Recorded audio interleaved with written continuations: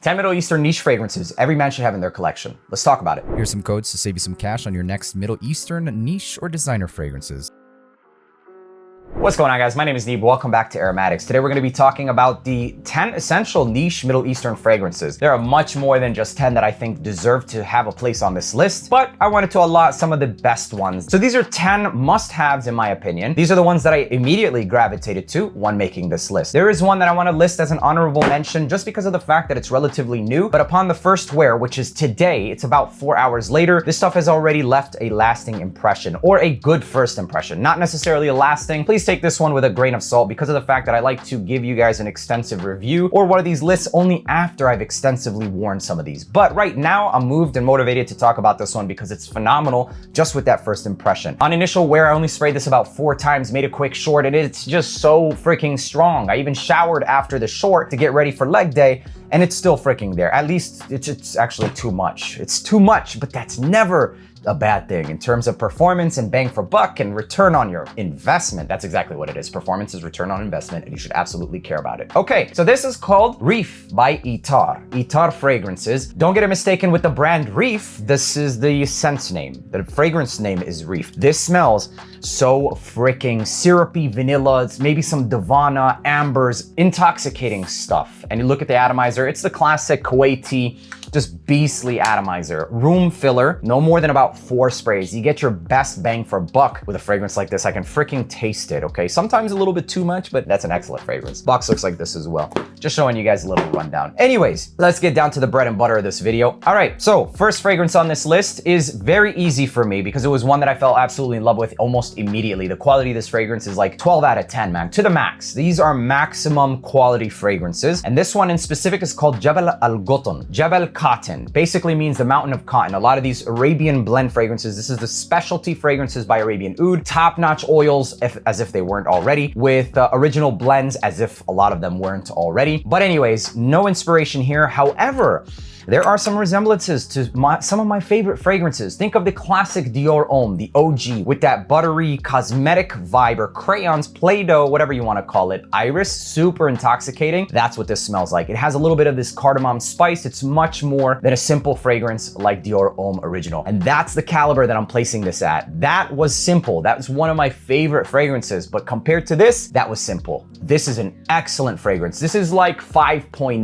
Dior Homme 5.0. So it's everything that one was. Fabric softener vibes, fresh, clean laundry, creamy iris, super intoxicating stuff, ambery in the dry down, maybe some musks, and definitely has like this haze of cardamom. Nothing distinctively spicy, but you're gonna sense it. So the finest fabric softener right in this bottle. Lasts a hell of a long time. It's actually pretty surprising how well this one projects and performs, especially for a DNA or scent profile like this. This is, to me actually, the best one in this category. Arabian Oud's Arabian Blend, Jabal Cotton, a must-have. Next one on this list is for those of you that enjoy sandalwood. This is a much more mature man's fragrance, but it smells phenomenal. It's like the best quality sandalwood fragrances. Very simple, very basic, but it does it in the best way possible. This is Abdul Samad Al Qurashi's Sandalwood. This series has a couple of other ones where it's just simple ingredients like frankincense, Taif rose, etc. This one, Sandalwood, the best one. Reminds me of a lot of discontinued fragrances that did sandalwood pretty well. There are a lot of fragrances that use sandalwood, and I've been on this hunt to find like the perfect sandalwood fragrance, but a lot of them always take the sandalwood and kind of just mask it up. I find sandalwood to be one of those fragrance notes where I really can appreciate it on its own. This one doesn't necessarily do it on its own. It does it a little bit brighter, but you still have the most signature aspects of the note of sandalwood. So an excellent fragrance, especially if you're in a mood for woody, creamy sandalwood, super high quality smelling and rich smelling as well. Sandalwood would be the one to go. Number 3 on this list is another Arabian Oud fragrance. It's no surprise that they have a lot of fragrances that are going to be on this list and many other lists because they have been in the game. They pretty much run a lot of the Middle Eastern niche space for quite some time. They've been in the game for one of the longest. This is called Arabian Oud's Amiri. Amiri is like this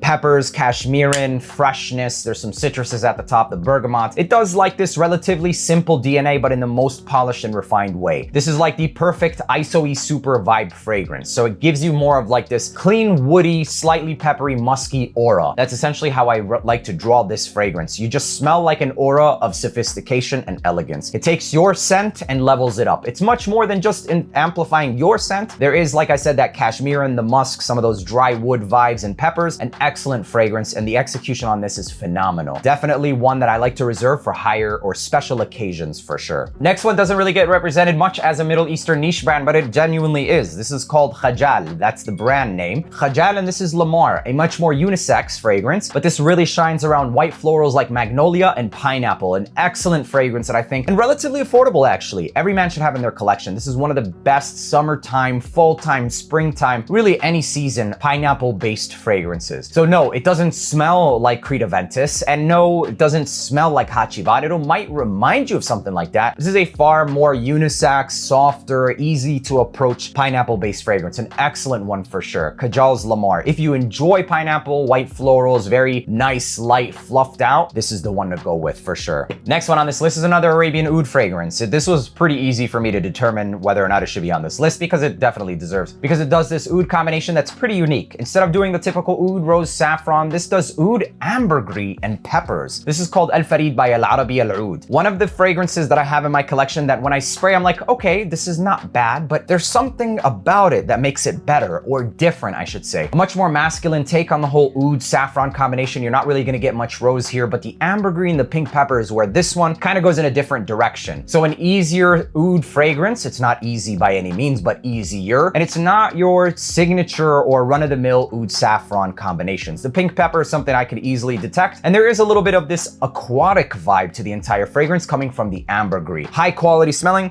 very, very diffusive and musky at the same time. Super high quality stuff, compliment worthy easily, and it has that similar musk or cashmere in nature that you'll find in something like Amiri. And it's no surprise because I'm sure they have proprietary blends that they use across their boards. Essentially like a middle child between something like Amiri and another, oud saffron combination fragrance. This would be it. Next on this list is another Arabian oud fragrance. No surprise, but I think this one's a must-have. It's got caramel, rose, vanilla, oud. I mean, this is a fantastic fragrance that really shines a lot around orange blossom. In the opening, especially, the orange blossom lingers for about 2 hours, a pretty unisex fragrance, and this is called Aseel Special Edition by Arabian Oud. Like I said, man, this is all about the orange blossom, some caramel, rose, vanilla. It smells like rosewood. It smells like jammy rose with much more sweetness coming from the caramel and a hefty dose of orange flower. A pretty unisex fragrance, but this one screams beast mode fragrance. Vanilla, orange flower, rose, my God, intoxicating stuff. But it is a more unisex based fragrance. Next one has nothing unisex about it. This is actually very distinctively masculine. This is called Calabria by Gissah Perfumes. If you enjoy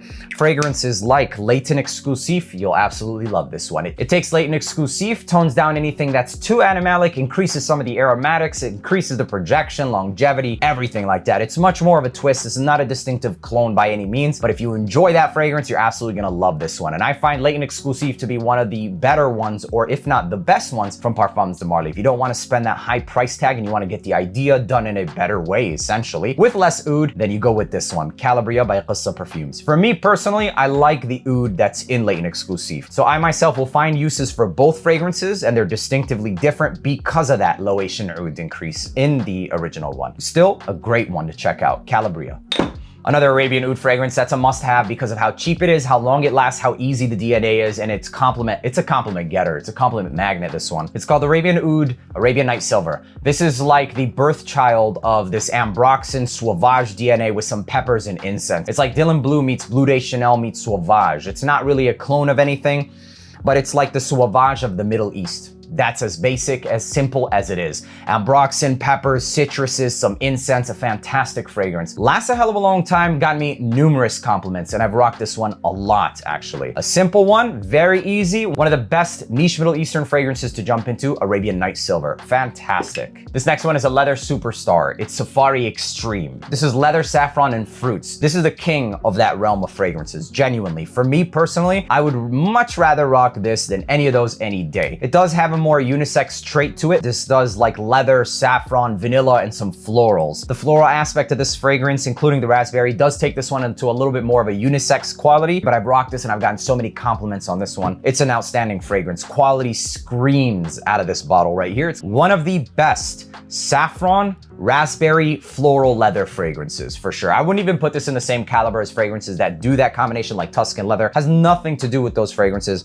Phenomenal fragrance. There isn't any oud in this fragrance, and the caramel is actually noted to be this white caramel, some florals, and an African breeze. I can definitely sense this African vibe because it smells like a lot of African bakhur that I've grown up burning. So it has this white floral, creamy, caramel sweet, much more than just that. It's fantastic woody leather saffron fragrance, Safari Extreme, and it lasts all day. Last on this list is a Beast Mode fragrance twist on Rosa's Elysium. Much more aromatic than the original, much spicier than the original, but the base and core DNA of this is, I mean, like 80% Rosa Elysium. The outside and the exterior of this fragrance, especially for the first hour to 2 hours, it's aromatic and much spicier than something like Rosa's Elysium. If you took Rosa's Elysium and kind of just doubled its dose in every single note, you'd end up with this fragrance. It's called the Jabal Graceful. It doesn't smell exactly like Elysium, but it's in that family. It kind of just does exactly what I said, man. It adds and amplifies everything. It takes the lemon, the citruses in the opening, injects it with steroids, packs much more of a punch with those citruses, but it also does the same for the aromatics, the vanilla, everything. It's literally like you took it and buffed it out. It spent like a year in the gym squatting and deadlift, yeah, and you end up with Graceful. So it's not gonna be a spitting image of it, but it's just basically that type of DNA beast moded out. Very aromatic, citrus, smells like Sprite remixed to the freaking max. I'm not gonna give you guys a percentage on how close or how far it is because it does things quite differently than that one, but it's absolutely in the backbone of this DNA. A fantastic fragrance. Basically, if you like that fragrance and you think it's weak sauce, which I'm not saying it is, but this is gonna outlast that one easily. There you go, 10 must-have Middle Eastern niche fragrances. Let me know down in the comments which one of these you own. Make sure to leave a like, hit that subscribe button. Until the next one, peace.